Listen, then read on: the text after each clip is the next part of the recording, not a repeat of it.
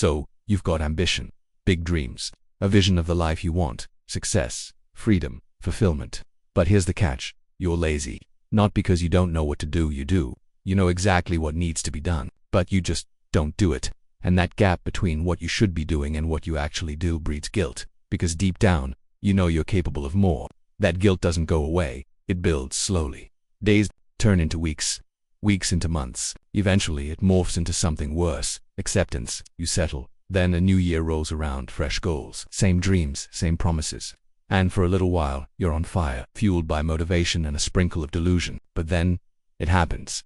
Procrastination. It creeps in quiet, familiar like that one relative who always shows up uninvited. Before long, you're stuck in the same cycle. I'll start tomorrow. I'm just not in the mood right now. And eventually, I guess I'm just a lazy person. But that's not who you are. That's just a label you've learned to wear. So, how do you break free?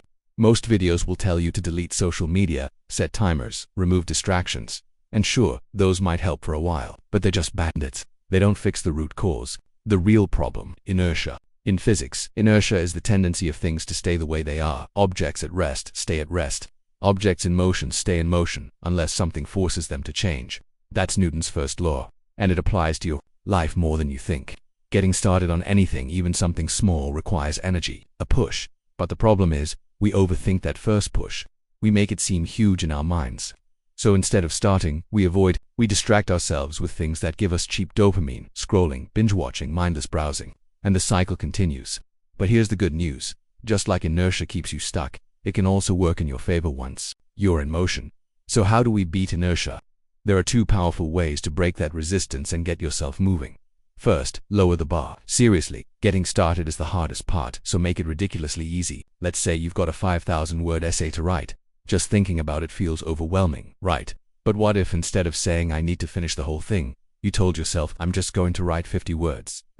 Suddenly the task feels doable, there's less pressure, and most importantly, you don't need to summon some superhuman level of willpower to begin. That tiny step, that 50 words, is enough to get the ball rolling. Second technique, the 2-minute rule. If you're dreading a task, just commit to doing it for 2 minutes. That's all, 2 minutes. Then you can stop if you want. Don't feel like cleaning your room. Play one song, clean while it plays. When the music stops, so can you. The magic, you usually won't want to stop, because once you start, momentum kicks in.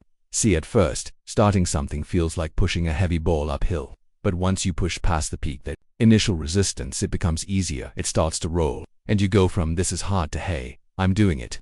That's why the first push has to be small. Not intense, not perfect. Just easy, low stakes. 2 minutes. That's the key. And you can apply this everywhere, whether it's going to the gym, building your side hustle, replying to that message, or finally working on that thing you've been avoiding. It works every time. As Martin Luther King Jr. once said, you don't have to see the whole staircase. Just take the first step.